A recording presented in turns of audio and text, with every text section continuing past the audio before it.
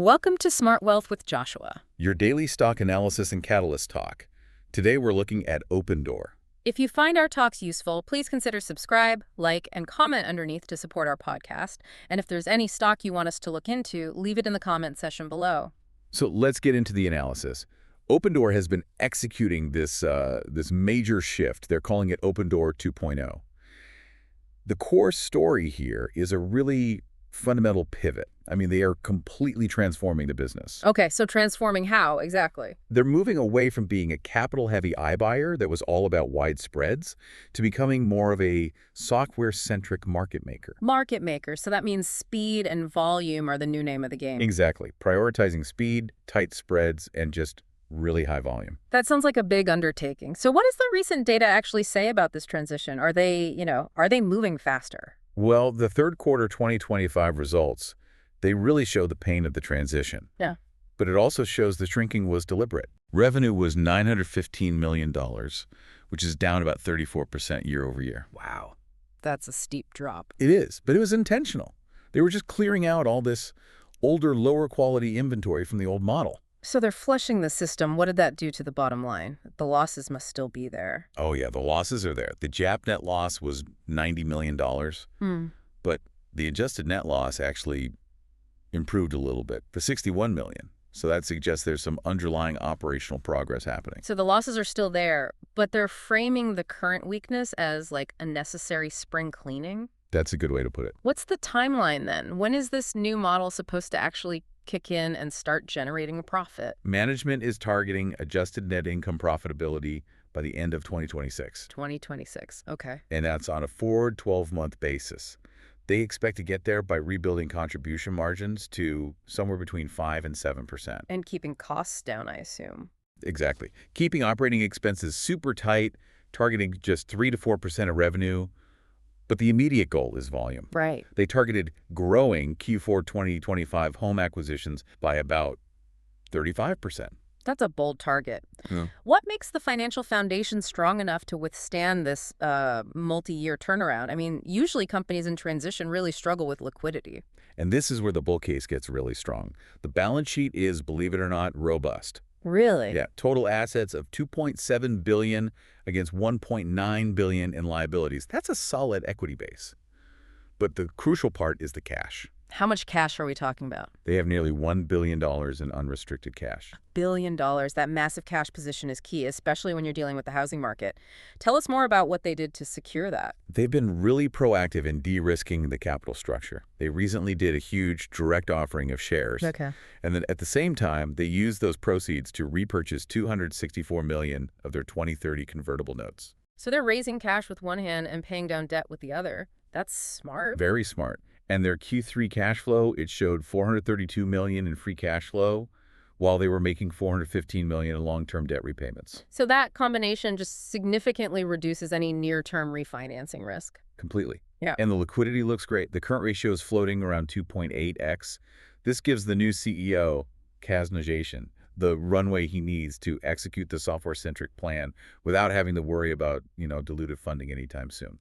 Speaking of the new plan, what is the actual competitive edge here? Is this just another brokerage, or is it something fundamentally different? It's different.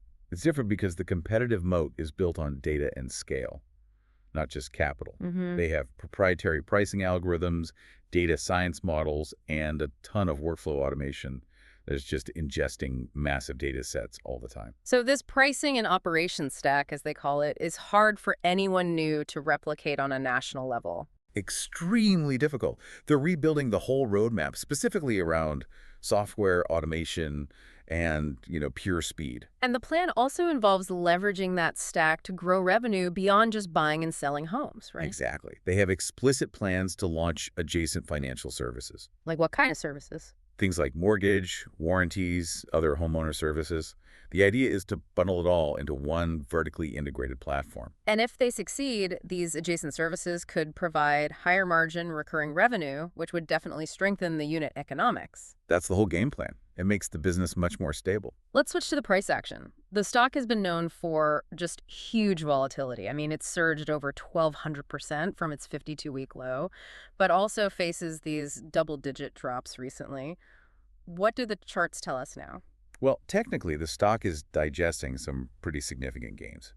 It had that massive surge, partly driven by retail enthusiasm, and it has pulled back sharply. Yeah, I've seen some 7% drops in a single day. Right, which creates what some traders see as a technical value zone. But despite that volatility, it's generally trading above its 20, 50, and 200-day moving averages. Which confirms a broad short-term uptrend is still in play. It does. We also saw some noteworthy institutional and insider activity. That must have played a role in stabilizing the price after those drops. Absolutely. The presence of positive sentiment from a major investment bank recently, they initiated coverage with a favorable view. And the new CEO have been making internal stock purchases. CEO buying is always a good sign. It suggests buyers are stepping in pretty aggressively on weakness.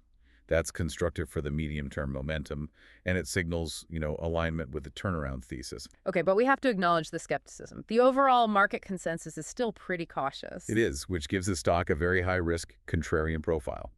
But the low expectations also mean there's a high potential for a positive surprise. So what are the most critical events coming up that investors really need to watch for? The next major financial event is the Q4 2025 earnings release, which should be in late January 2026. And that will be the first clean look at the new Opendoor 2.0 strategy, right? Exactly. The first look at how the early acquisitions from the new strategy are flowing through the financial results.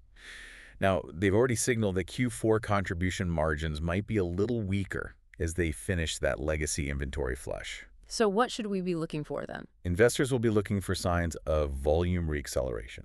That's the key. Okay. And beyond earnings. Watch for February. That's when we get the institutional 13F filings. Those will reveal how the major funds position themselves after the recent capital raise and the note repurchase. We're also anticipating news on new market launches, maybe some fintech partnerships for mortgage services, or updates on their AI tooling. So given all of this, the strong balance sheet, that clear 2026 profitability target, new leadership, but also the persistent losses, what's the biggest risk factor? The main risk is execution risk. It just is. Opendoor has always been challenged by thin gross margins, and the bear case suggests iBuying might be, structurally a low-margin business no matter what tech you use. And they're still posting pretty big negative operating margins. Significant negative operating margins. So if the new products, the mortgages, the AI tools, if they fail to generate that high-margin recurring revenue, the path to sustained profitability gets much harder. But the nearly $1 billion in cash means they aren't executing this turnaround under, immediate distress. Correct. That cash cushion materially reduces the risk that they're forced into another highly dilutive equity raise before the new model has a chance to prove itself. Yeah. It's a high beta, high risk play for sure.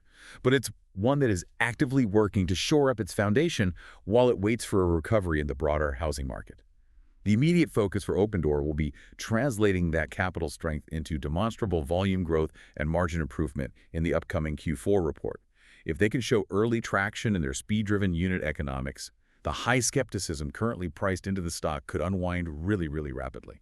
That's a fascinating setup for the next few quarters. If you enjoyed this analysis, remember to subscribe and turn on notifications so you don't miss our next stock deep dive.